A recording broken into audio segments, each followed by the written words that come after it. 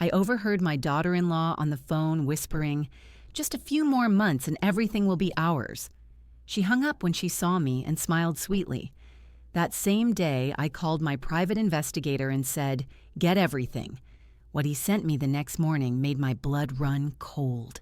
Subscribe to the channel, leave your like and comment from which part of the world you are watching. Get comfortable and relax. Let's begin. The words reached me from the hallway, a venomous whisper that sliced through the afternoon quiet. Just a few more months and everything will be ours. The voice was unmistakable. Chloe's. I stood at the kitchen sink, my hands submerged in warm, soapy water, washing the glass I had just used for sweet tea. The sunlight streamed through the window over the sink, illuminating the dancing motes of dust in the air. It was a Tuesday. A normal Tuesday. The clock on the microwave read 2:17 p.m. I did not move. I held the glass, feeling its smooth surface, and listened to the silence that followed the whisper. Then, the soft pad of footsteps on the hardwood floor approached. I began to rinse the glass, the water running clear. I placed it in the dish rack with deliberate care. "Ellie, you're still in here?" Chloe's voice was now its usual instrument of manufactured warmth. She appeared in the doorway, one hand resting on the frame. She wore a cream-colored sweater and dark jeans.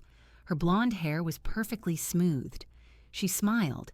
It was a wide, bright smile that did not touch her eyes. I saw it now. I had always seen it, perhaps, but had chosen to file it away under generational differences or stress. Now that smile was a blade. "Just finishing up," I said. My own voice sounded distant to me, calm. "I thought I heard you on the phone." Her smile did not falter. It tightened, just at the corners. "Oh, just a client from the firm, nothing important." She waved a dismissive hand. The diamond on her wedding band, the one my son David had saved for 3 years to buy, caught the light. "I'm headed out to pick up the dry cleaning. Can I get you anything while I'm out?" "No, dear, thank you." She lingered for a moment, her eyes scanning my face. I turned back to the sink, wiping the already clean counter with a dish towel. I heard her heels click away, then the sound of the front door opening and closing. The lock engaged with a solid thunk. I stood there in the silent kitchen. The hum of the refrigerator filled the space. I looked at my hands, wrinkled and capable, resting on the Formica countertop my late husband Henry had installed 40 years ago. Everything will be ours. The house seemed to hold its breath around me. This house. The down payment scraped together from Henry's teacher's salary and my library wages. The wall where we penciled in David's height every birthday. The floor where my mother's oak dining table sat, polished to a soft glow. The garden out back, a tangle of my roses and Henry's tomatoes. Ours. A cold clarity settled over me, dense and heavy. It was not a rush of heat, not a gasp of shock. It was the slow, chilling recognition of a truth that had been presenting itself in small, ignored pieces. I walked into the living room. I sat in my armchair, the one with the floral print that had worn thin at the arms. I replayed the last year. Chloe's increased interest in my financial comfort, her gentle suggestions about the burdens of home ownership at your age. The casual questions about my will always framed as concern for David's future. The paperwork she'd brought for me to sign last month, just a beneficiary update for my 401k silly clerical thing that I'd asked to let my lawyer see first. The flash of irritation in her eyes, quickly masked by a laugh. "Of course, Ellie, always so careful." I had thought it was consideration, a daughter-in-law taking an interest. I felt a fool, a generous, trusting fool. I looked at the photograph on the mantel, David beaming in his graduation robe, his arm around me. His father had taken that picture.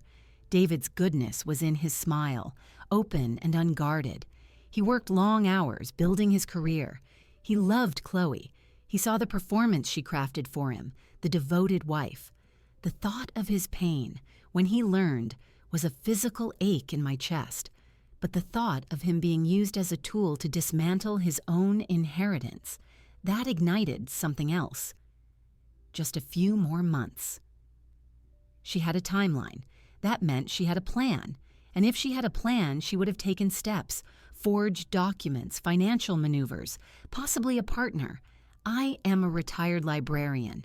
I know how to research. I know how to trace a thread through a labyrinth of information until you find the source. But this was not a reference question. This was my life. I stood up. I went to the small, neat desk in the corner of the living room where I paid bills. I opened the bottom drawer. Beneath a folder of old tax returns, I found a business card, slightly faded. Marcus Johnson. He had been the detective who handled the minor break-in at the library years ago. He had been kind, efficient, and respectful. He was retired from the force now, running a private investigations service. I had kept the card, a habit of filing potentially useful information. I took the card to the kitchen phone, the old corded one mounted on the wall. I dialed the number. It rang 3 times. Johnson Investigations. His voice was deeper than I remembered, but the cadence was the same. Mr. Johnson, this is Eleanor Covington.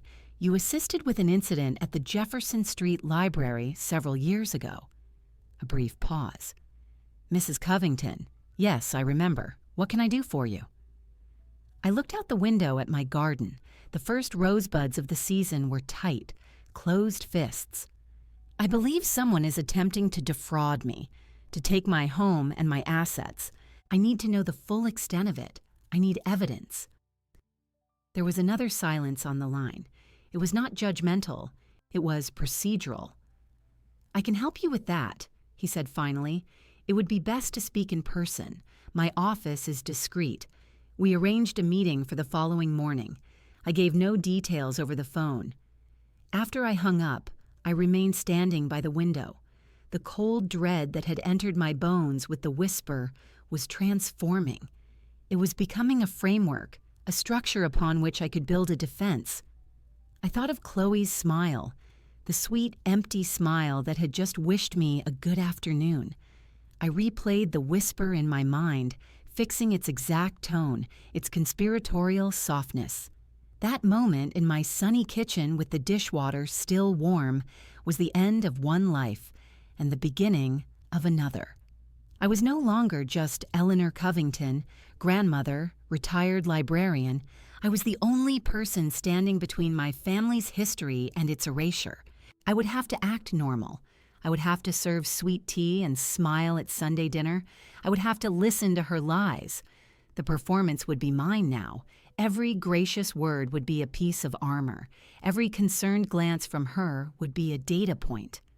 That evening, when David and Chloe came over for the casual dinner we'd planned, I was ready.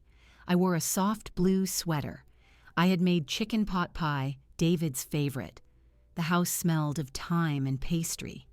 "Something feels different in here, Mom," David said, kissing my cheek. "You get a new plant?" "Just gave the ficus a good dusting," I said, smiling. My smile felt like a tool. I looked at Chloe. "How was your day, dear?" "Busy," she sighed, the picture of mild exasperation. "But good. I finalized those accounts I was telling you about." She met my eyes. Her gaze was clear, friendly, a perfect mask. "That's wonderful," I said, turning to stir the pot on the stove. "I'm sure you handled it perfectly." As we sat down to eat, I watched them. I saw David's easy affection for her. I saw her hand pat his, her laughter at his stories. I saw the performance, and for the first time, I saw the seams, the slight pause before her laughter, as if calculating the appropriate response, the way her eyes flicked to me when David was looking down at his plate, assessing, measuring. I ate my food. I tasted nothing. I filed every glance, every word. This was my research now. This was the primary source material. The betrayal was not a single knife wound. It was 1,000 paper cuts, each one drawing a minute amount of blood, each one teaching me about the sharpness of the edge. Later, after they left, I locked the door. I walked through each room of my house. I touched the door frame Henry had sanded smooth. I straightened the quilt my grandmother had made, draped over the back of the sofa. I stood in the doorway of David's old room, now a guest room, and remembered the sound of his childhood laughter. Everything will be ours. No, it would not. The morning after I called Marcus Johnson, I dressed with more care than usual. I chose a navy blue pantsuit, a strand of pearls, and low-heeled pumps. It was armor. I needed to look like a client who was serious, who was not a hysterical old woman jumping at shadows. I drove across town to his office, a standalone brick building that had once been a small insurance firm. The sign was discreet. The inside was clean and spare. A woman at a desk nodded me toward a closed door. I entered. Marcus Johnson stood up from behind a sturdy, uncluttered desk.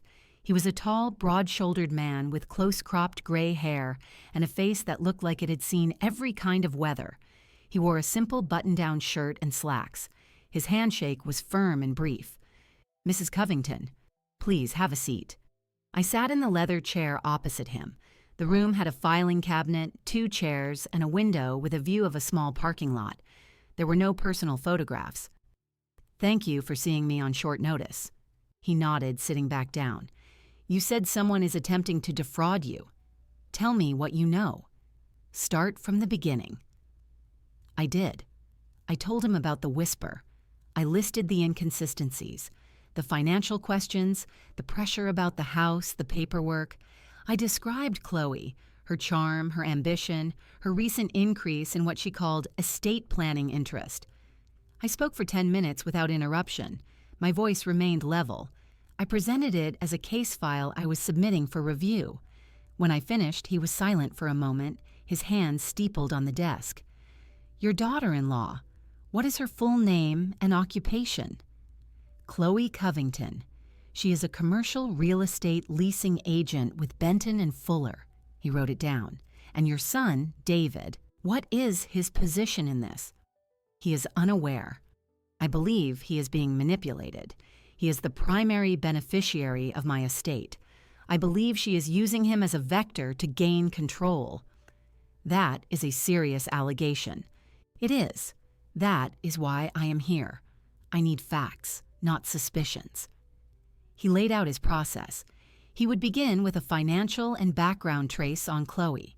Discreetly, he would look for liens, outstanding debt, unusual banking activity. He would conduct surveillance to establish her patterns. He needed photographs of her, details of her car, her license plate. He explained his fees, his reporting structure. He would provide weekly updates in person at a location of my choosing. He recommended against phone calls or emails for anything substantive. "This will take time," he said, "and you will have to maintain absolute normalcy. Any change in your behavior could alert her. Can you do that?" "I have been maintaining normalcy for a year while my suspicions grew," I said. "I can continue." "It's different once you know for sure you're at war," he said, his eyes direct. "It wears on you." "I understand." We agreed on the terms. I wrote him a retainer check from my personal account, one not linked to any joint holdings with David. As I handed it to him, I felt a decisive click, like a lock engaging. There was no turning back. Driving home, the normalcy felt like a physical weight. I stopped at the grocery store and bought the items I usually would: milk, bananas, a loaf of whole wheat bread. I smiled at the cashier. I made small talk about the weather. All the while, a part of my mind was a detached observer, cataloging my own performance. When I arrived home, Chloe's car was in the driveway. A jolt of pure adrenaline went through me. I took a slow breath, gathered my grocery bag, and went inside. She was in the living room, looking at her phone. She looked up with that bright smile. "Ellie, I let myself in. I hope that's okay. I was in the neighborhood and thought I'd drop off those vitamin samples I told you about." A small bag sat on the coffee table. "That's thoughtful," I said, carrying the groceries to the kitchen. "I was just at the market." She followed me. She leaned against the doorway, watching me put things away. "You look nice.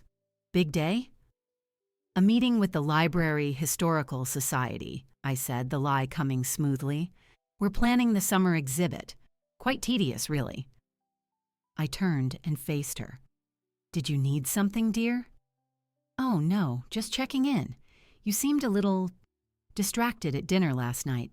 Is everything okay? This was a test. I met her gaze. Just tired. I didn't sleep well. Too much tea before bed, I think. Her expression softened into a mask of concern. You have to take care of yourself. I worry about you here all alone. It's a lot of house for one person. It's my home, I said, my voice pleasant. It's no trouble. She stayed for another 20 minutes, talking about nothing of consequence. Every word felt like a probe. I answered each one with benign, grandmotherly calm. When she finally left, I watched her car disappear down the street. My shoulders ached from the tension of holding them in a relaxed position. I went to the backyard, to my garden. It was my place of order. The rose bushes needed pruning. I fetched my shears and gloves from the shed. The physical work, the clear purpose of cutting away the dead wood to encourage new growth, steadied me. As I worked, I thought about Marcus Johnson's investigation. He would be digging into Chloe's life, turning over stones. What would he find? I realized I knew very little about her family, her past before David. She was from out of state. She spoke rarely of her childhood. When asked, she gave vague, polished answers about a middle-class upbringing in Ohio. David had met her at a conference. It had all seemed so modern and uncomplicated. Now, every omitted detail became a potential hiding place for the truth. Her effortless charm, which I had once admired as social grace, now seemed like a professional skill. A real estate agent is, after all, in the business of presentation and persuasion. That evening, I sat at my desk. I opened a fresh, leather-bound journal, a gift from David and Chloe last Christmas. I had found it too nice to use. Now it had a purpose. On the first page, I wrote the date and a single line. Initial consultation with MJ investigation commenced. I began to write in a precise, unhurried script. I recorded the time of Chloe's visit, her stated reason, the questions she asked. I described her demeanor. I wrote down the lie I had told about the library meeting. This journal would be my ledger, my parallel record of the facade. A few days later, Marcus called on the landline as prearranged, using the cover of a pollster. We set a meeting for the following afternoon at a public park 10 miles away. It was a large park with walking trails and benches. I arrived early and sat on a bench near a duck pond, wearing a sun hat and large sunglasses. He arrived 5 minutes later, dressed in khakis and a windbreaker. He sat beside me, not looking at me, instead watching the ducks. "I've begun the background check," he said, his voice low. "A few preliminary items. Chloe Covington has a significant number of hard credit inquiries in the last 18 months, more than what would be normal for her line of work. She also holds 2 personal credit cards at very high limits. The balances are near the maximum." I kept my eyes on the pond. Debt. Substantial and recently accrued. I'm tracing the expenditures now. It appears to be luxury goods, travel, boutique purchases, not medical or educational. There's also a pattern of cash withdrawals, regular and in round sums, that don't align with her reported income. Is she gambling? Not that I've seen yet. The cash could be for anything. It's a method of making transactions harder to follow. He paused. I also pulled the title on your house. It's clean, still solely in your name. No liens have been filed against it, yet. The word yet hung in the air between us. What is the next step? I asked. Surveillance. I need to establish her daily routine, see who she meets with outside of work and family. I'll need to follow her for a few days to get a baseline. Do I have your consent? You do. It may feel invasive, even for you, he warned. I am past that feeling, I said, and it was true. The cold clarity had solidified into a kind of grit. Find the pattern. We sat in silence for a moment. A child threw bread to the ducks, causing a noisy flurry. You're handling this well, he said, a statement of observation, not praise. What is the alternative? I said. I stood up, adjusting my hat. I will wait for your next report. I walked back to my car along the paved path. The sun was warm on my skin. I thought of Chloe's credit card debts, her secret cash withdrawals. They were pieces of a puzzle, but not the picture itself. Debt was a motive, but it was not the plan. The plan was in the whisper. Everything will be ours. Marcus was digging in the dirt, and he had found the first layer of rot. I knew he would keep digging until he hit the foundation, and I would be waiting, tending my garden, maintaining my normalcy, each day a careful step on the tightrope I now had to walk. The Sunday dinner tradition was one I had maintained for 30 years.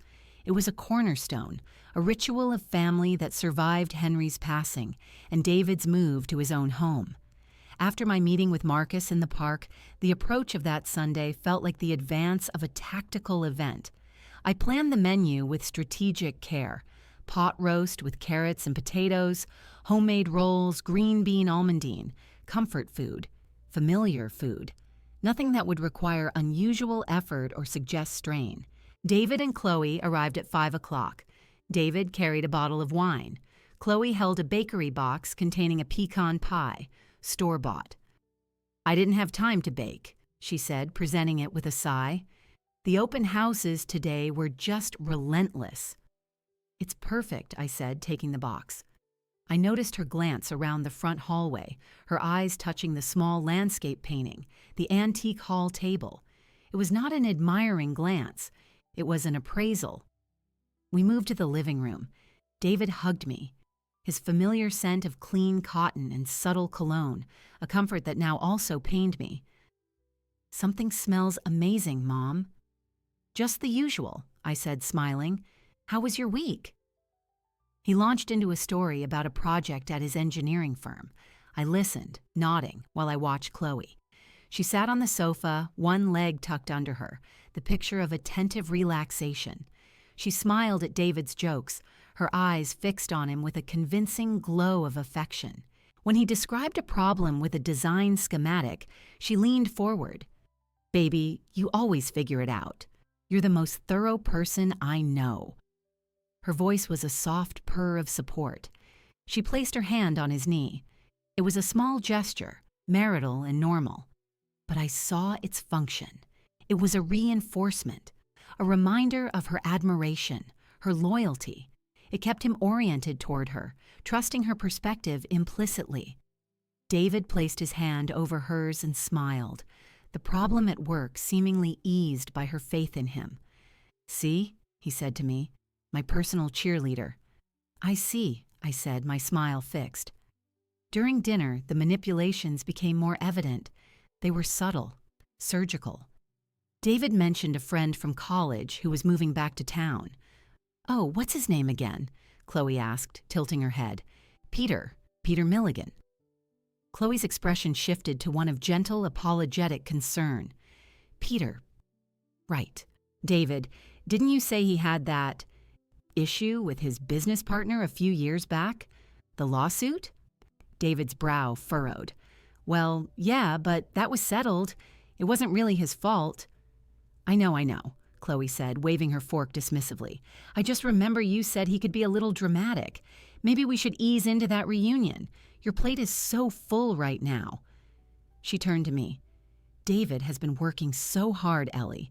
I have to protect his time or he'd never rest." "That's very considerate," I said. David looked slightly deflated. "Yeah, you're probably right. It's just, it'd be good to see him." "And we will," Chloe said, patting his arm. "Just not right now, when things calm down."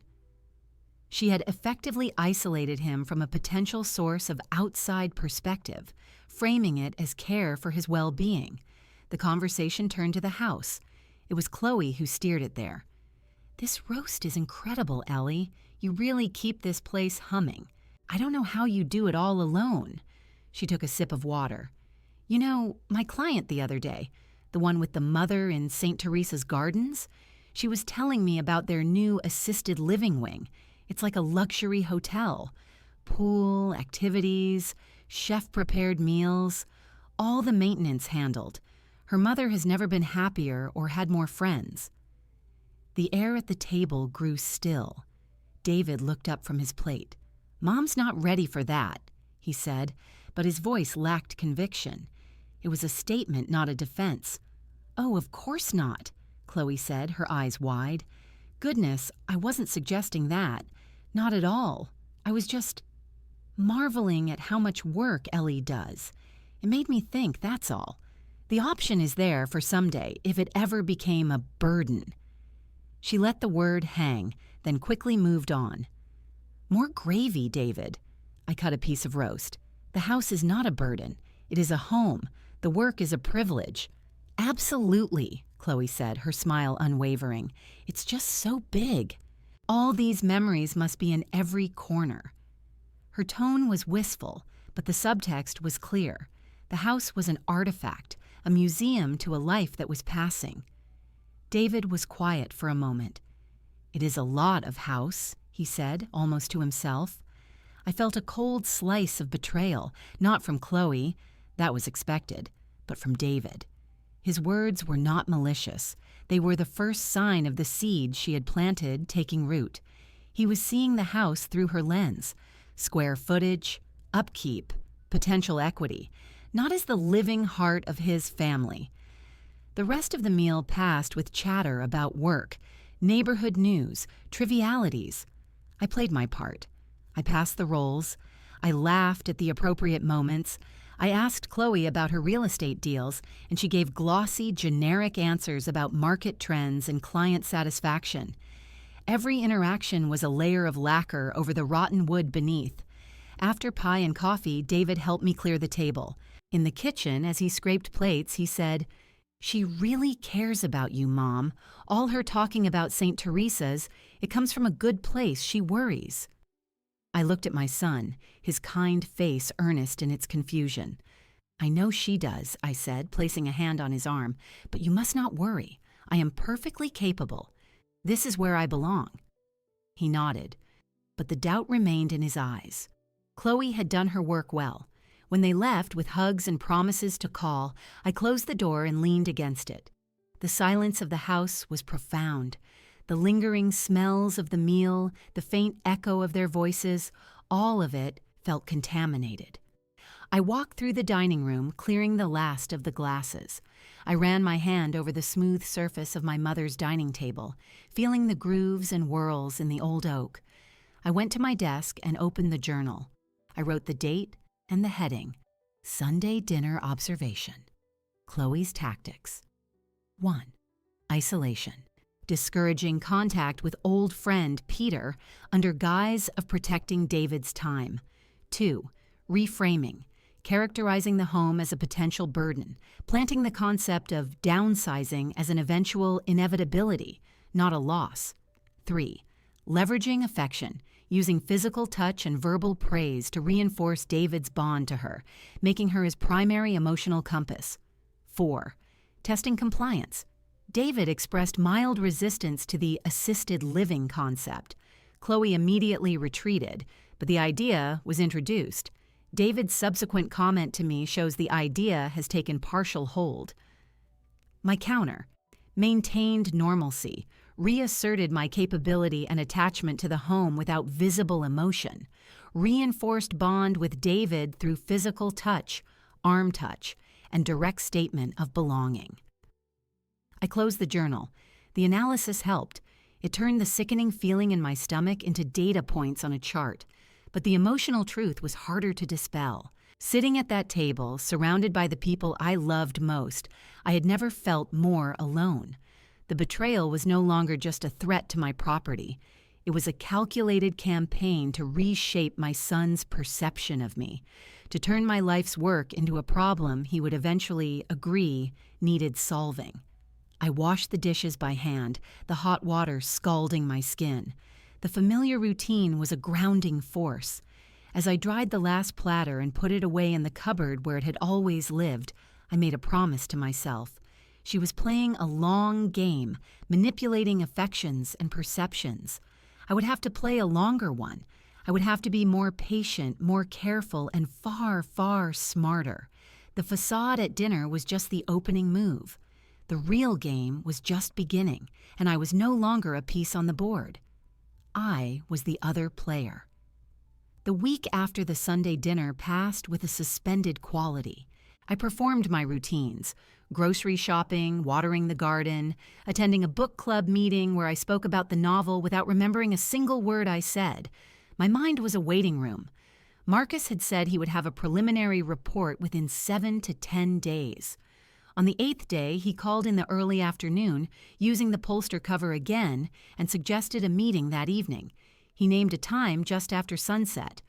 I prepared a pitcher of iced tea and carried it out to the back porch as the light began to soften. The porch was screened in, furnished with 2 rocking chairs and a small table. It faced my garden. I sat and waited, my hands folded in my lap. The cicadas began their evening song. I watched a hummingbird hover at the feeder, its movements frantic and precise. At the appointed time, I saw a figure come around the side of the house, through the gate from the driveway. Marcus. He was dressed in dark trousers and a plain shirt. He carried a slim, legal-sized envelope. He nodded to me as he stepped onto the porch. "Mrs. Covington." "Mr. Johnson, would you like some tea?" "No, thank you." He took the other rocking chair but did not rock. He placed the envelope on the table between us. "This is a summary of my initial findings. I'll walk you through it." "Please." He opened the envelope and withdrew several sheets of paper. They were printed documents, charts, and what looked like bank statements, with certain lines highlighted. First, the financials. Chloe Covington has approximately $87,000 in high-interest credit card debt spread across 4 cards. The spending pattern is consistent: designer apparel, luxury accessories, high-end spa charges, and 5-star hotel stays. Some of these trips were ostensibly for work, but the charges exceed any reasonable per diem. The debt has accumulated almost entirely in the last 22 months. The number was a physical weight. 87,000, I repeated, my voice flat. Yes, minimum payments are being made, but just barely. She is robbing Peter to pay Paul. Secondly, there are the cash withdrawals, regular sums of $1,000 to $2,000, withdrawn twice a month from an ATM near her office. That cash vanishes. It does not reappear in any of her known accounts. It could be used for anything untraceable, paying a confederate, private expenses, or holding liquid assets. He turned a page. Now, the more concerning activity. There have been 3 transfers from her personal checking account to an LLC called Crestview Holdings. The transfers total $25,000. Crestview Holdings is a newly formed corporate entity. Its listed agent is a lawyer I'm still looking into. The business address is a mailbox service. What is Crestview Holdings? On paper, it's a property investment firm. I haven't been able to trace its assets yet. But transferring personal funds to a corporate shell like this is unusual. It could be a way to move money, to invest in something, or to pay for services she doesn't want on her personal ledger. He set that page down. Finally, the background. Her employment history checks out, but her personal history has gaps. The middle-class Ohio story is thin. I found records of her in a different state during those years, living under her mother's maiden name for a period. There's a bankruptcy filing from 8 years ago, discharged. She has never disclosed this to your son, as far as I can tell from a search of their joint loan applications, where she answered no to prior bankruptcy. I looked out at the garden, now fading into blues and grays as the light failed. The hummingbird was gone. The numbers and facts arranged themselves in my mind like pieces of a grim puzzle. Debt, secret cash, shell companies, a hidden financial past. "The whisper she made," I said slowly. "Just a few more months and everything will be ours." The debt suggests desperation. The transfers suggest an active plan. She is not just spending, she is funding something. "That is my assessment," Marcus said.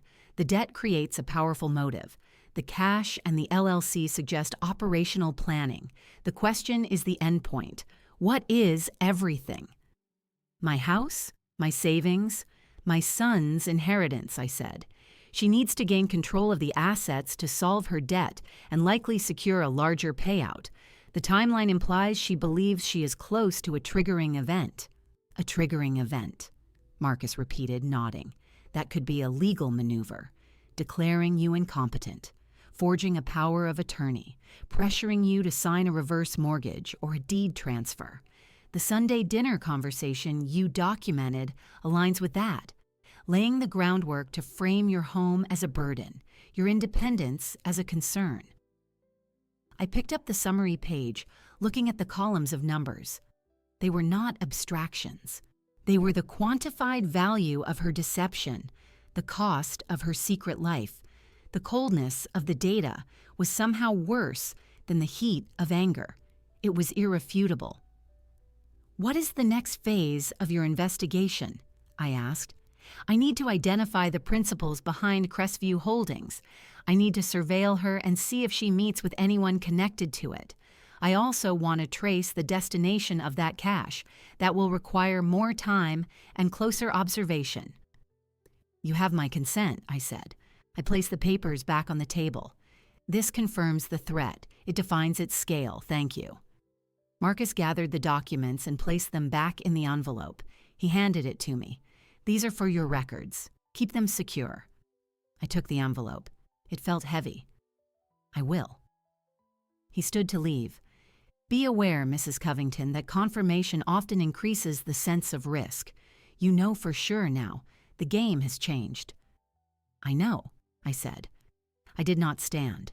The game changed the moment I heard the whisper. "This just shows me the board." He gave a short nod and left the way he came, melting into the deepening twilight. I sat on the porch as full dark fell.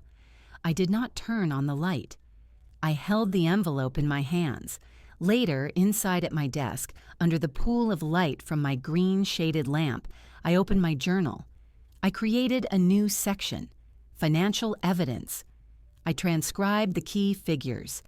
$87,000 in debt. Cash withdrawals, $1,000 to $2,000 twice monthly. Transfers to Crestview Holdings, $25,000 total, prior bankruptcy. I wrote a line below the figures. Motive established. Method in development. Endgame, acquisition of estate. The numbers were cold facts. They were the bones of the plot. My initial humiliation, the feeling of being a fool, was gone. In its place was a crystalline resolve. This was no longer a family misunderstanding.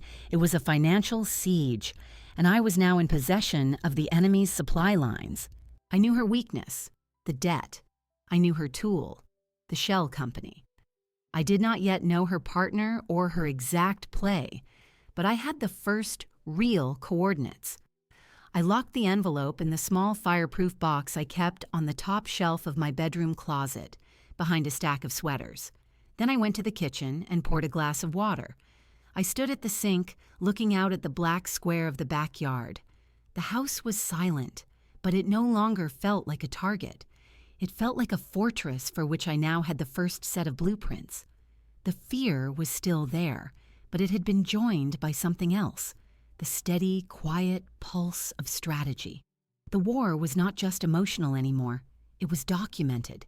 It was in the ledger, and I was starting to learn the language. Marcus called 2 days later. His voice on the phone was carefully neutral, but he said the words I had been waiting for. "I have identified a principal. We should meet." We arranged for the following morning at the main public library in the periodicals section on the second floor. It was a place where I was a familiar face and where two people sitting at a table would attract no attention.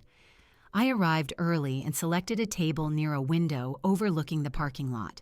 I spread out a copy of the Historical Society newsletter I had brought with me. At exactly 10 o'clock, I saw Marcus enter the section. He carried a manila folder and a laptop case. He nodded slightly as he approached and took the seat opposite me, placing the folder on the table. "Thank you for meeting here," I said. "Sensible location," he replied. He opened the folder. Inside were several grainy but clear photographs printed on standard paper. The first was a picture of Chloe, taken from a distance, walking into a sleek modern office building downtown. The sign on the building read, Van Buren Properties. 3 days ago, I observed Mrs. Covington meeting with an individual at this building. Marcus said in a low, even tone.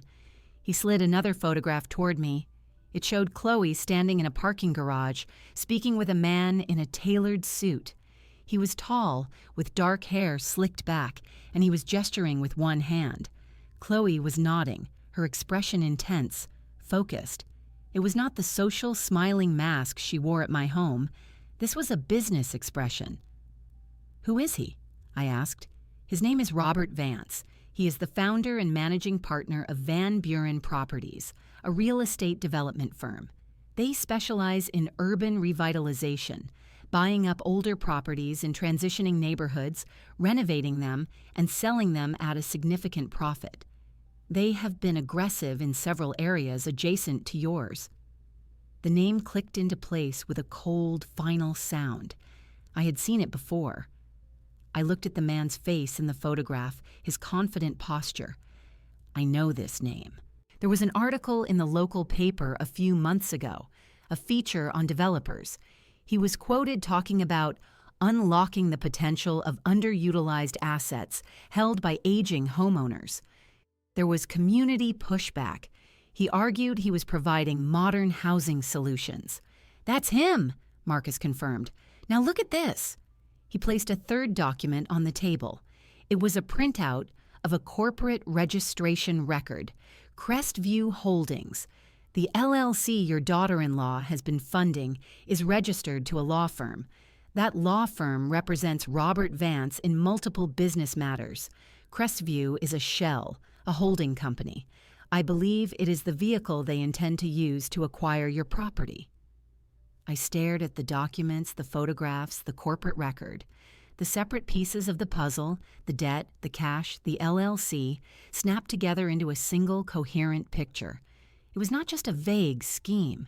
It was a specific business plan, and I was the asset.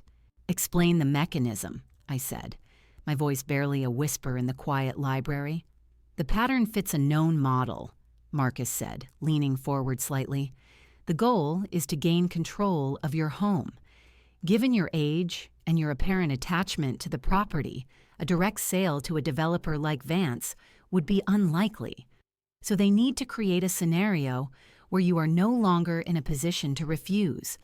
The most common methods are through a declaration of diminished capacity, granting a power of attorney to a family member, likely your son, under his wife's influence, or by pressuring you into a managed care facility, freeing the asset for sale.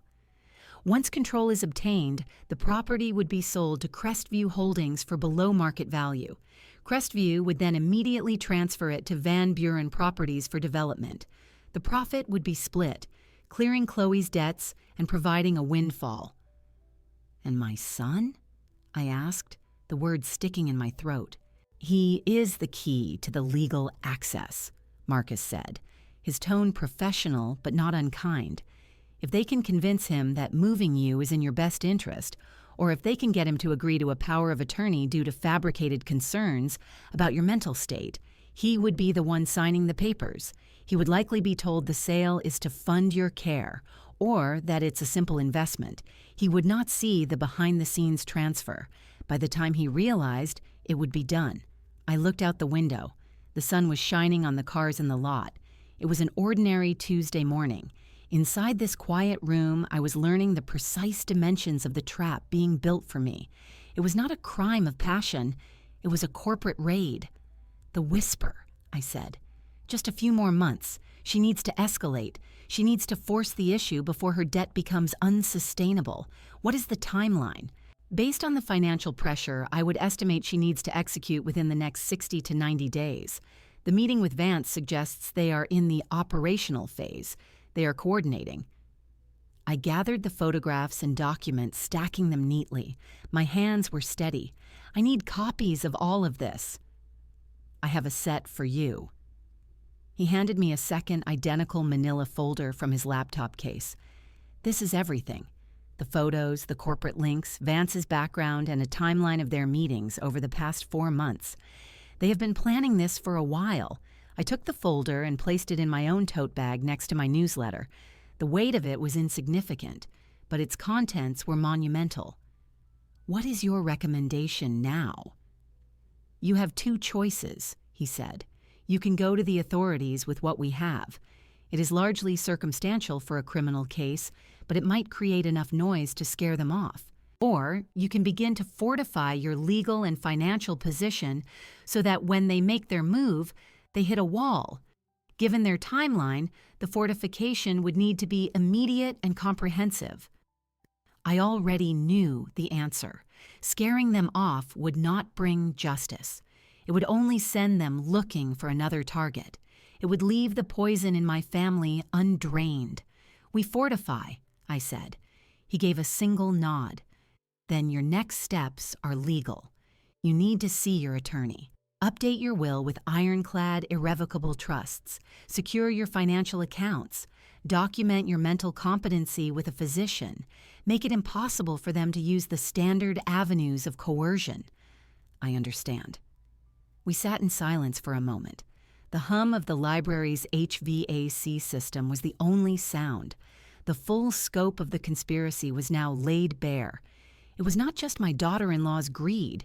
It was a partnership with a professional predator. They saw my home, my history, as an underutilized asset. They saw me as an obstacle to be cleared. "Thank you, Mr. Johnson," I said, standing up. "Your work has been essential." "It's not finished," he said, also rising. "I'll continue surveillance. We need to know the moment they decide to act." I walked out of the library into the bright morning. The folder in my bag felt like a shield. Now I knew the enemy, not just his mask, but his name, his business, his method. The vague dread had crystallized into a known quantity: Robert Vance of Van Buren Properties.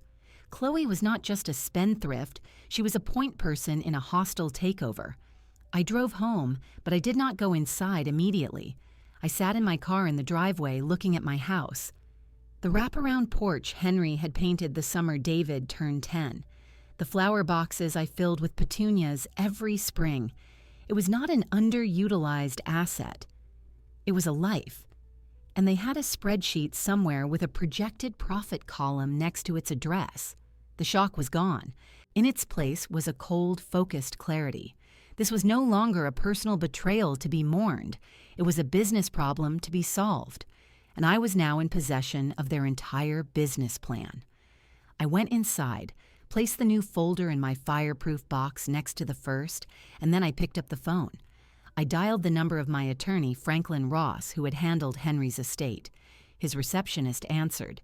"This is Eleanor Covington," I said. "I need to schedule an urgent appointment with Mr. Ross to review and update my estate planning documents. Yes, as soon as possible." Franklin Ross's office was in a quiet, brick-faced building downtown. The waiting room had dark wood panels and leather chairs. I had been there last after Henry's death. The receptionist showed me directly into his office. Franklin stood up from behind a large desk. He was a man in his late 60s, with a neatly trimmed white beard and sharp, intelligent eyes behind wire-rimmed glasses. "Ellie," he said, coming around to shake my hand. "It's good to see you. Please sit. You said the matter was urgent." I took the chair opposite his desk. "It is, Franklin. I need to make significant, irrevocable changes to my estate plan. I need to secure my assets from a specific threat." He sat down, steepling his fingers. "Explain the threat." I opened the folder I had brought containing the key financial summaries Marcus had provided and a single photograph of Chloe with Robert Vance. I slid it across the desk. "My daughter-in-law, Chloe, is conspiring with this man, a developer named Robert Vance, to gain control of my home and finances. She has substantial secret debt. They have a corporate vehicle set up for the acquisition. Their plan, I believe, is to have me declared incompetent or to pressure me into a care facility, then sell the property through this shell company." Franklin picked up the photograph, studied it, then read the financial summary. His expression remained neutral, but his eyes grew hard. "This is serious." "It is. I have a private investigator who compiled this. I need legal walls they cannot breach. My primary concern is my son, David. He is unaware. He may be manipulated, but he is not malicious. I want everything to go to him, but I need to ensure Chloe cannot access it, directly or indirectly, under any circumstances. He nodded slowly, setting the papers down. We can do that. The cornerstone will be an irrevocable trust. Upon your passing, all assets, the house, investments, everything, will pour into the trust. David will be the sole beneficiary. He can receive distributions for his health, education, maintenance, and support, but the principal will be managed by an independent trustee, which we can designate as a bank or a trusted third party. This prevents him from being pressured to liquidate assets or sign them over. What about during my lifetime? I asked. If they attempt to get a power of attorney? We will update your durable power of attorney and healthcare directive, naming someone other than David or Chloe. I would suggest a professional fiduciary or perhaps a trusted friend. This severs their legal pathway to control while you are alive. We will also have you undergo a competency evaluation with a physician I trust. We will document that you are of sound mind, making these changes voluntarily and with full understanding. That creates a contemporaneous medical record to counter any future claims of incapacity. I want the house specifically protected, I said. It cannot be sold or mortgaged without the trustee's approval, and only for David's direct benefit, not for debt service or general support. We can write that in as a special provision. We can also include a no contest clause. If Chloe or anyone acting on her behalf challenges the will or the trust, they are automatically disinherited and receive nothing. Do it, I said. He made notes on a legal pad. We'll also need to address your current financial accounts. I recommend we move any liquid assets into accounts that require 2 signatures for large withdrawals, yours and the fiduciary's. We can also retitle the house. Putting it in the name of a living trust now would provide another layer of protection and avoid probate, but it would be a matter of public record. Given the developer's involvement, they may be monitoring property records. I considered this. Let's do it, a living trust. If they see it, it sends a message that the asset is no longer simply mine to be pressured into selling. It is a locked box. Good, Franklin said. I will draft the documents. It will take a few days. We will need to execute them formally with witnesses and a notary. I will arrange for the physician to see you here, in my office on the same day, to create a clear chain of evidence. Thank you, Franklin. Ellie, he said, his voice softening slightly. This is a severe step. Irrevocable means irrevocable. You are ceding a degree of control. You're sure? I am sure. The control I am ceding is an illusion they were planning to steal anyway. This way, I choose where it goes. I choose the locks. 2 days later, I returned to his office. A doctor, an older woman named Dr. Evans, met with me privately in a conference room for 45 minutes. She asked me a series of questions: the date, the current president, to count backward from 100 by sevens, to explain the meaning of common proverbs. She asked me why I was making these changes. I told her, in a factual manner, about the threat. She took notes. At the end, she signed a letter stating I was mentally competent, under no apparent duress, and fully understood the nature and consequences of my legal decisions. Then, in Franklin's presence, with 2 paralegals as witnesses, I signed the stack of documents: the last will and testament, the irrevocable trust agreement, the updated durable power of attorney, naming a professional fiduciary service Franklin recommended, the updated advanced healthcare directive, the deed transfer into the name of the Eleanor Covington Living Trust. I signed my name over and over. The pen made a soft scratching sound on the heavy paper. Each signature felt like the driving of a nail into a secure, fortified structure. I was not just giving things away, I was placing them beyond reach. The house was no longer merely mine.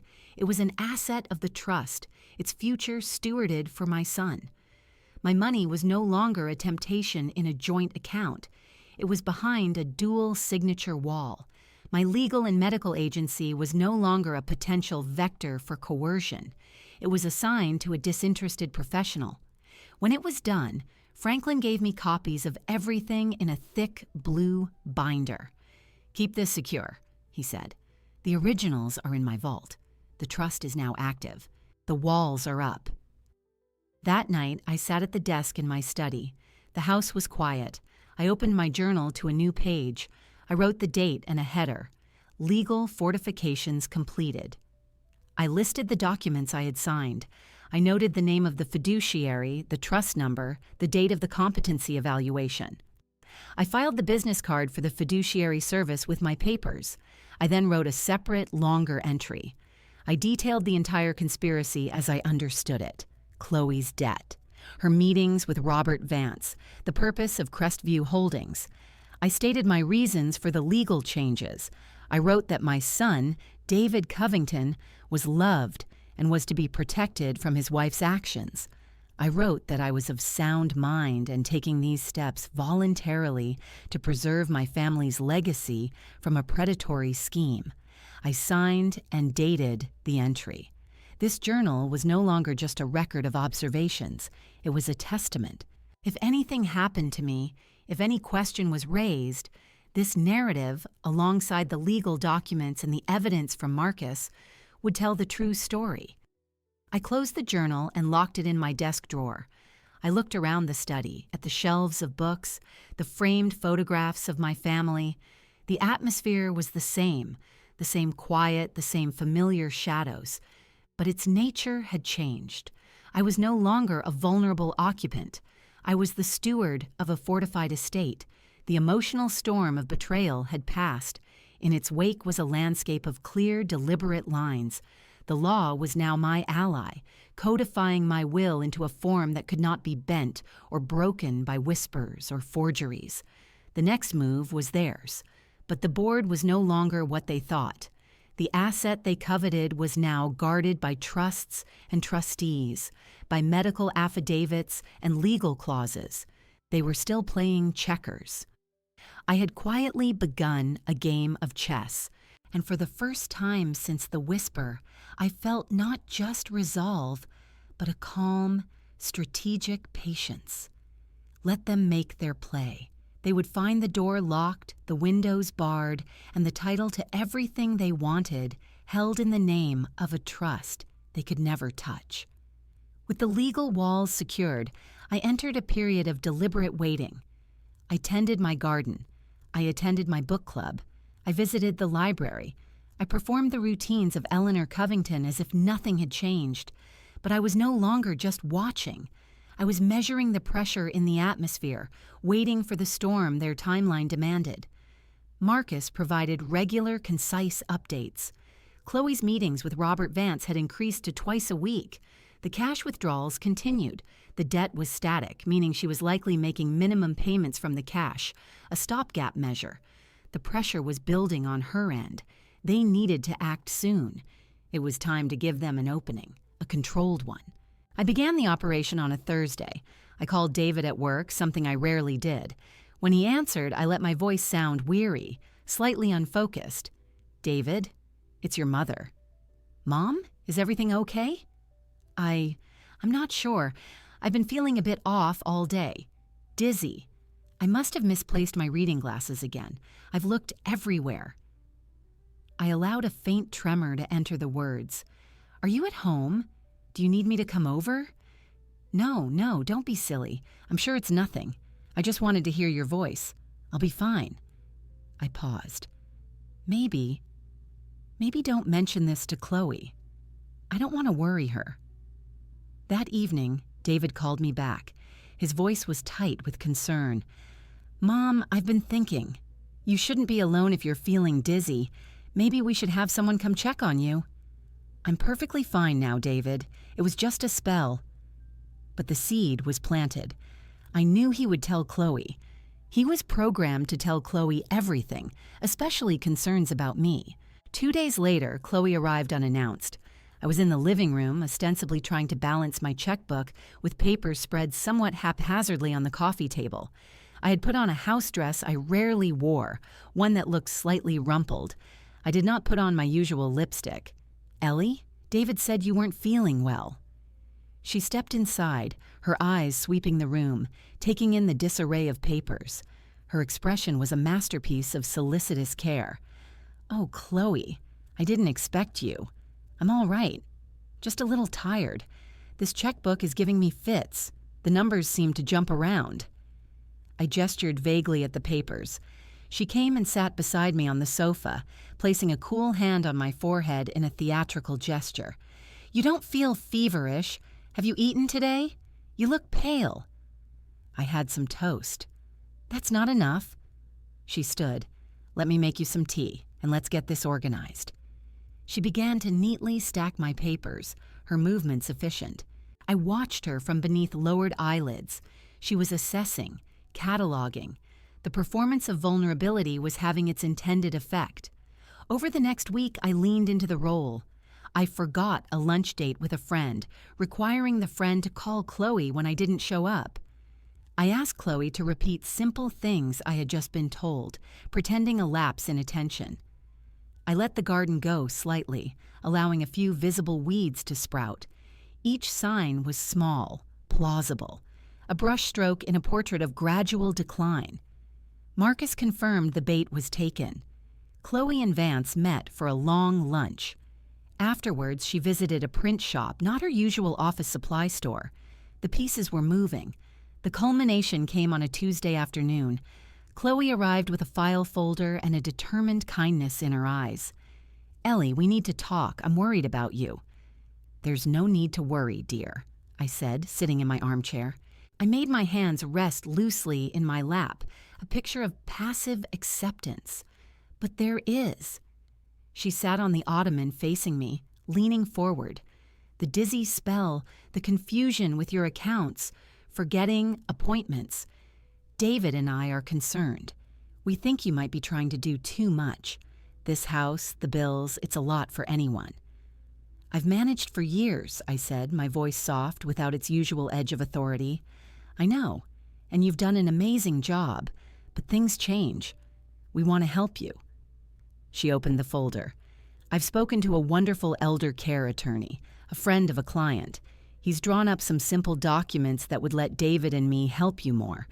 Just temporary measures to take the burden off while you get your strength back." She extracted a few sheets of paper.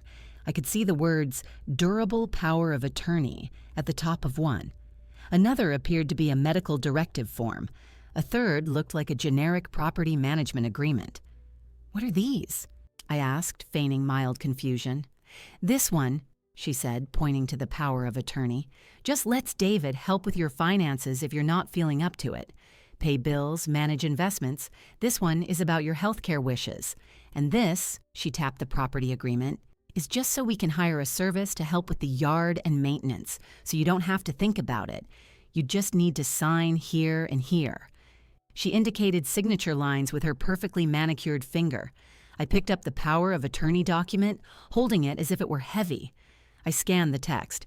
It was broad, giving an attorney in fact, which she had pre-filled as David, sweeping authority over all financial and property matters. It did not look like a standard form. The font was slightly off, and the wording in one clause was ambiguous enough to allow for property sale without a separate court order. It was, I was almost certain, a forgery.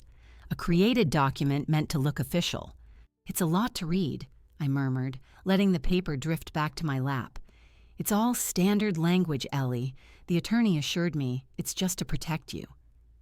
Her voice was a soothing balm, but her eyes were fixed on the signature lines. "We can have David come over tonight. We can all sign together as a family. Then you won't have to worry about a thing." I looked from the papers to her face, to the eager concern etched there. The mask was perfect, but the hunger beneath was palpable. She was so close to what she wanted. She could taste it. I'm very tired, Chloe," I said, letting my shoulders slump. "Could we do this another day? My head is pounding. I just need to lie down." A flash of impatience crossed her features, so quick it was almost invisible.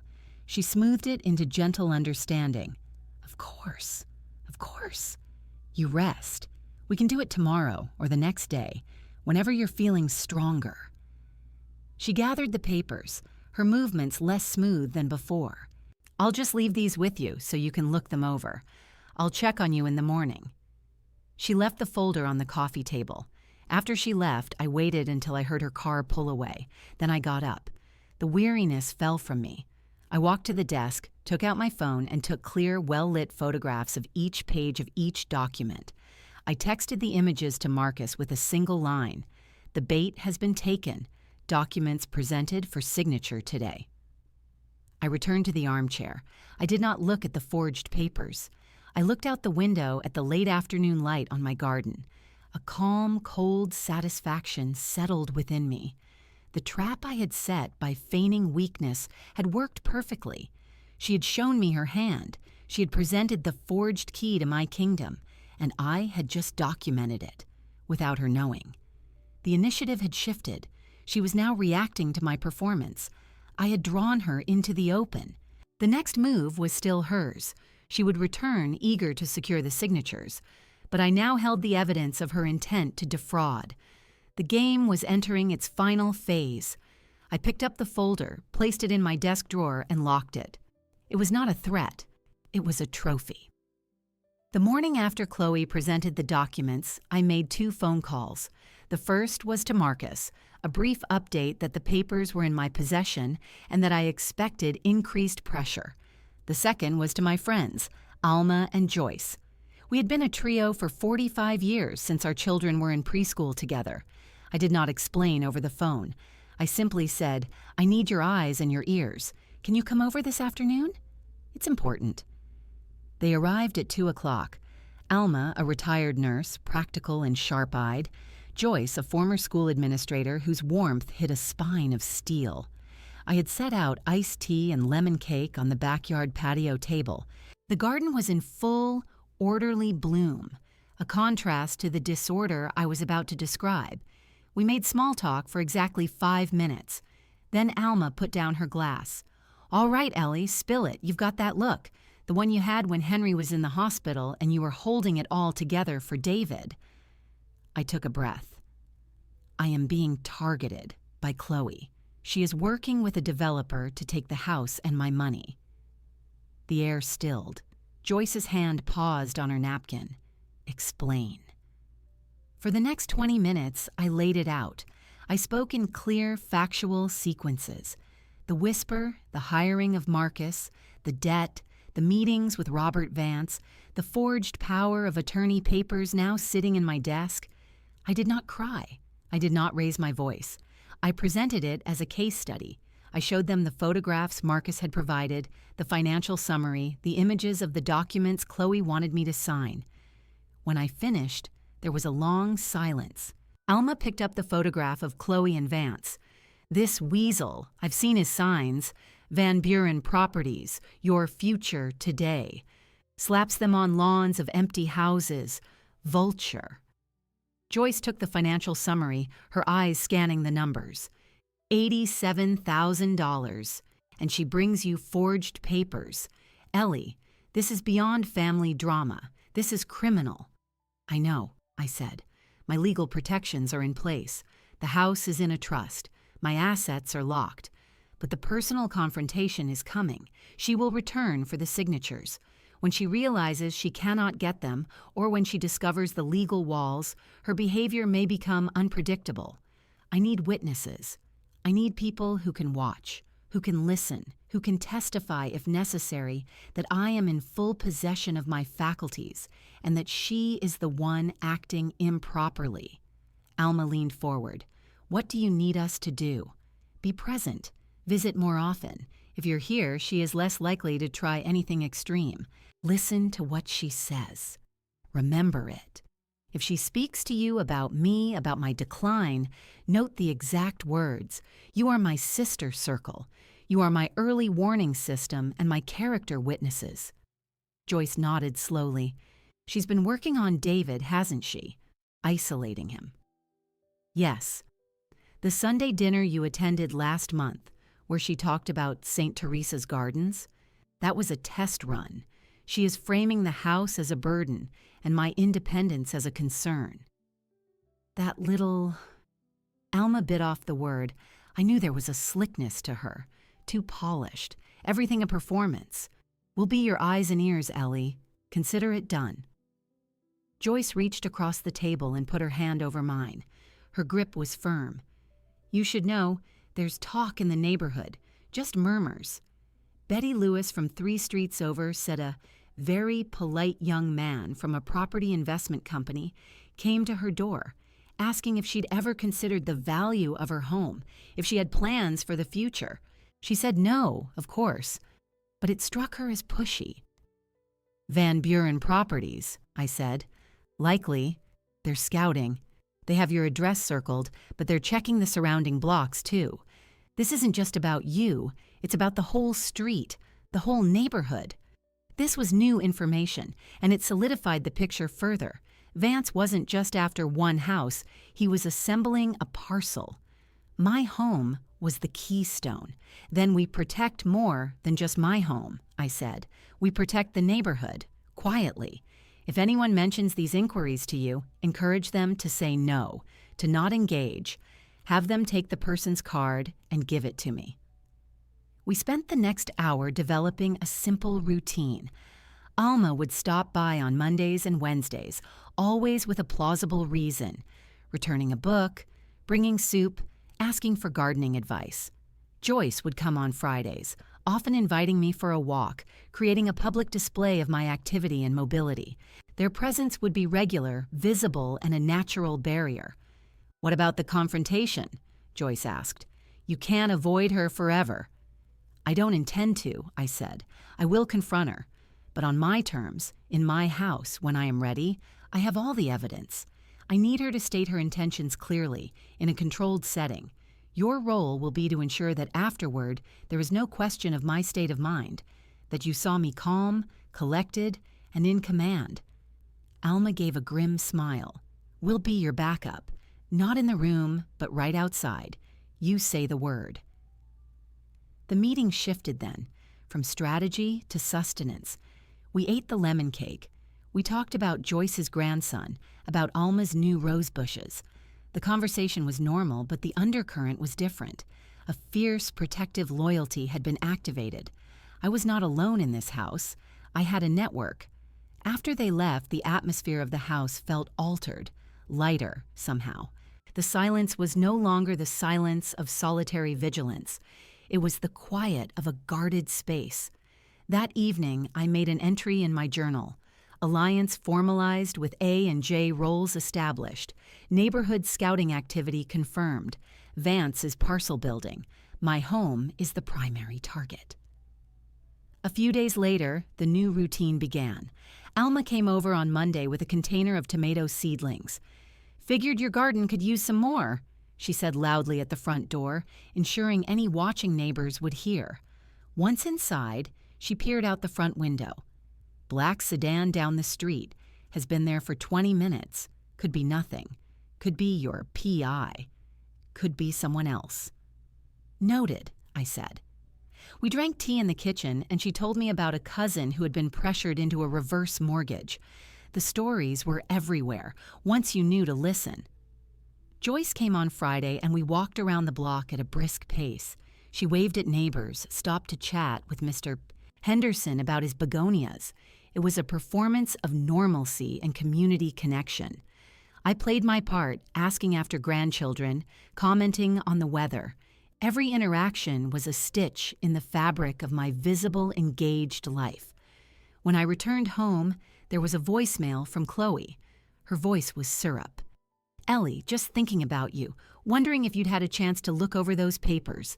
David and I would love to come by this weekend and help you get everything sorted. No pressure, just let me know. I deleted the message without saving it. The pressure was mounting on her end. The timeline was squeezing. My allies were in position. The forged documents were locked away. Every piece was where it needed to be. The feeling of isolation was gone, replaced by the quiet strength of a prepared position. I was no longer just defending. I was drawing the battle lines, and I had chosen the ground. My home was not just a house, it was the center of a community, and that community, in the form of 2 steadfast women, now stood with me. I called Chloe the next morning. My voice was calm, devoid of the previous week's feigned weakness.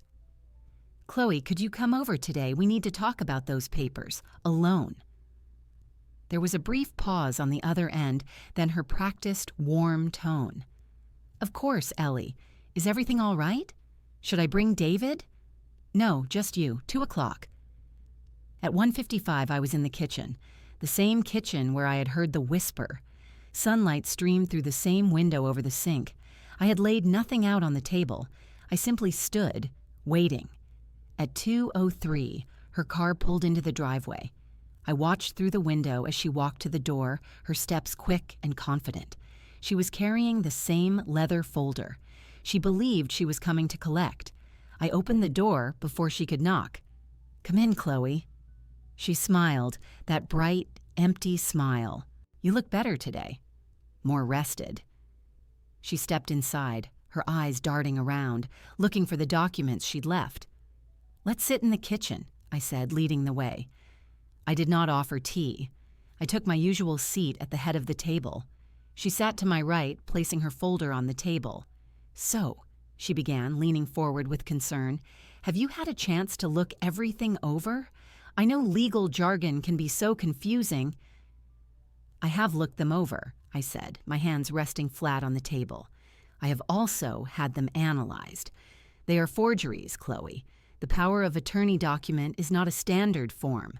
The clauses are designed to allow for the sale of property without court oversight. The signature line for the witness is blank. Did you plan to forge that as well?" Her smile froze. It did not fall. It became rigid, a porcelain mask.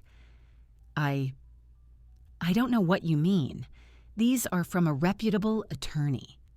"Which attorney? Provide the name and bar number." "I will call him right now." I gestured to the phone on the wall. Her eyes flicked to the phone, then back to me. The concern in them began to curdle into something else. "Ellie, this is paranoia. This is what David and I have been worried about. You're seeing conspiracies." "No," I said, my voice level. "I am seeing facts. I know about the $87,000 in credit card debt, the luxury purchases, the hotel stays. I know about the cash withdrawals, $2,000 twice a month, that disappear. I know about the $25,000 you transferred to Crestview Holdings, which is a shell company for Robert Vance of Van Buren Properties." Her face lost all its color. The mask cracked, revealing the stark shock beneath. She said nothing. Her mouth opened slightly, but no sound came out. I continued, each statement a measured, precise blow. "I have photographs of you meeting with Robert Vance in the parking garage of his office. I have the corporate records linking Crestview to his law firm. I know the plan. You are to gain control of this house through David or through a declaration of my incompetence, sell it to Crestview for below market value, who will immediately flip it to Vance. The profit clears your debt and pays your partner. Just a few more months and everything will be ours." Those were your words, in this hallway. Her breath came in a short, sharp gasp. The veneer of the perfect daughter-in-law evaporated. What was left was raw, exposed panic. You had me followed." "I had the truth uncovered," I corrected. "You were not followed. You were investigated. Your financial crimes and your conspiracy to commit fraud were documented." She pushed back from the table, the chair legs scraping loudly on the floor. "You have no proof of any crime. Those are private documents. They are evidence of intent. The forged power of attorney is evidence of attempted fraud. The financial transfers while you are insolvent could be construed as fraudulent conveyance. I have copies of everything. My attorney has copies. A private investigator has copies." Her panic was morphing into rage. Her eyes, usually so wide and warm, narrowed into slits. "You vindictive old woman, you were pretending. All that weakness, that confusion. It was an act. It was a test. You failed it. You saw vulnerability and you moved in for the kill with forged documents. You confirmed every suspicion." She stood up, her body trembling. "This is my life. You have no idea the pressure I'm under. This house. It's just a house. You're sitting on a gold mine doing nothing with it while I'm drowning. David would never understand. I needed this. You do not get to solve your problems by stealing my life, I said, remaining seated. My calm was a wall against her fury. This is not a house. It is my home. It is David's inheritance. It is not your personal ATM. David loves me. He would choose me over you and this museum, she spat, her voice rising to a shout. That may be, I said, still quiet, but he will not be choosing between you and a museum. He will be choosing between you and the truth. And I have all of it. Every transfer, every meeting, every forged signature line. She stared at me, her chest heaving. The elegant, controlled woman was gone. In her place was a cornered animal, desperate and dangerous. What do you want? Money? Is that it? I can get you some money. Vance would pay something to make this go away. I want nothing from you or Robert Vance. I want you to leave this house. I want you to tell David the truth, or I will. And I want you to understand that every legal and financial avenue you might attempt is now closed. The house is in an irrevocable trust. My assets are secured. My competency is medically documented. Your scheme is over. The finality of the words seemed to physically strike her. She swayed on her feet. The rage drained, replaced by a hollow, stunned realization. She had played her hand, and she had lost everything. The debt remained. Vance would abandon her. David. The front door opened, the sound of a key in the lock, footsteps in the hallway. "Mom, you home. Chloe's car is outside." David's voice called out. Chloe's eyes flew to mine, wide with terror. The confrontation was no longer private. The reckoning had arrived, and it was walking down the hall toward us. I looked from her terrified face to the kitchen doorway where my son's shadow now fell across the floor. The final act was beginning, and I was ready. David stood in the kitchen doorway, his work bag still slung over his shoulder. His eyes moved from my face, which was calm, to Chloe's, which was a mask of pure panic. The air in the room was thick with the words I had just spoken, still hanging there. "What's going on?" David asked, his voice cautious. "Chloe? Mom?" Chloe found her voice first, a frantic, trembling sound. "David, she's having some kind of episode. She's accusing me of terrible things. She's not well." I did not move. I looked at my son. "I am perfectly well, David. Please come in and sit down. There is something you need to see." He walked slowly into the kitchen, dropping his bag by the table. He pulled out a chair and sat, looking back and forth between us. "See what?" I stood up and went to the desk in the living room. I retrieved the blue binder from Franklin Ross and the manila folder from Marcus Johnson. I placed them on the kitchen table between us. Chloe's eyes locked on the folders as if they were poisonous.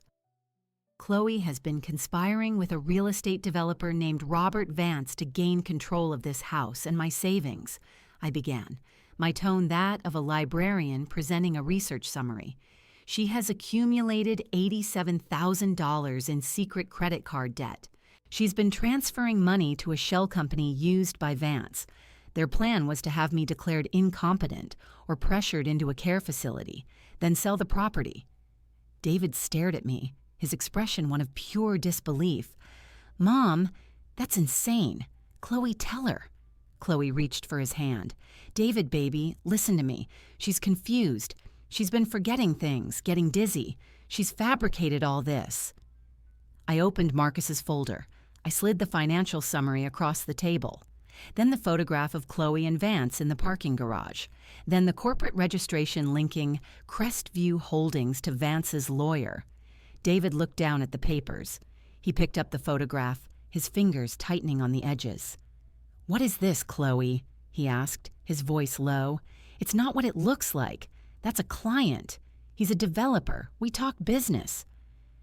I opened the blue binder to the tab labeled Evidence of Coercion. I slid out the photographs I had taken of the forged power of attorney documents she had presented. "She brought me these last week. They are forgeries, designed to grant you power of attorney, with clauses that would allow you to sell this house without a court order. She pressured me to sign them while pretending I was unwell. David took the photos. He read the highlighted sections. His face, always so open, began to shut down, layer by layer. The confusion hardened into a dawning, horrific comprehension. He looked at his wife. "You asked me if we should be concerned about Mom's memory. You talked about St. Teresa's gardens. You brought this up." "I was concerned," she cried, tears springing to her eyes. They were real tears of fear, not performance. "For her, for us, this house is a burden, David. It's an anchor. We could have the money to start fresh, to have a real life." "By stealing from my mother?" His voice was a whisper, broken. "It wouldn't be stealing. It would be managing the asset. She wouldn't need it anymore." The words tumbled out, a confession wrapped in warped logic. David stood up abruptly, his chair scraping back. He walked to the kitchen window, his back to us. His shoulders were rigid. The only sound was Chloe's ragged breathing. "The debt is real?" he asked the window. "Yes," I said. "The transfers to this Crestview thing?" "Yes." "The meetings with Vance?" "Yes." He turned around. The pain on his face was a physical thing. He looked at Chloe not with anger, but with a devastated pity. "You lied to me. For years. You were using me to get to my family's home." "I love you," she implored, the words desperate. "You love the life you thought my family could buy you," he said, the statement flat and final. "You need to leave. David, please, get out of this house, now." His voice held no room for argument. It was the voice of a man whose world had just been dismantled. Chloe looked at him, at the finality in his eyes. The fight left her. She picked up her leather folder, her hands shaking. She did not look at me. She walked out of the kitchen. We heard the front door open and close. A moment later, her car started and drove away. The silence she left behind was vast. David sank back into his chair. He put his head in his hands. I sat down across from him. I did not speak. I let him feel the weight of it. After a long time, he looked up. His eyes were red. "How long have you known?" "Since the day I overheard her on the phone." She whispered, "Just a few more months and everything will be ours." He flinched. "And you didn't tell me." "I needed proof. I needed to protect the assets so that even if she convinced you, she could not succeed. I have placed everything in an irrevocable trust for you. The house is safe. The money is safe. She cannot touch any of it." He absorbed this. "You protected me, even when you thought I might side with her. You are my son. My job is to protect you, even from mistakes you might make while blinded by love." A tear escaped and traced a path down his cheek. He wiped it away with a rough hand. "I am so sorry, Mom. I was blind. I let her manipulate me. I questioned you." "You were supposed to trust your wife," I said. "There's no shame in that. The shame is hers alone." We sat in the quiet kitchen. The afternoon light lengthened across the floor. The crisis was over, but the healing would take time. In the weeks that followed, David moved into the guest room. He began seeing a therapist. He served Chloe with divorce papers, citing fraud and irreconcilable differences. Using the evidence we had, her lawyer advised a quick, uncontested settlement with no claim to David's future inheritance. Robert Vance, when a copy of the evidence was sent anonymously to his partners, quietly dissolved Crestview Holdings and ceased all inquiries on our street. One evening in late summer, David and I were in the backyard weeding the garden together. The roses were in full bloom. The tomatoes were heavy on the vine. "Alma and Joyce are coming for dinner on Sunday," I said. "They're bringing peach cobbler." He smiled, a genuine, if still quiet, smile. "Good. I like having them around." I sat back on my heels, looking at the house. It stood solid and familiar in the twilight. It was no longer a fortress under siege. It was a home again. The legacy was secure, not just in a trust, but in the understanding between us. The vengeance was complete. It was not violent or loud. It was the quiet, total victory of truth over lies, of protection over predation. I had reclaimed my power by using my mind, my resources, and the law. I had protected my son and my home. The warmth I felt now was not the heat of anger, but the steady, enduring warmth of a fire that had been banked and saved, ready to light the way forward. We went inside as the first stars appeared, closing the door on the past and turning on the lights.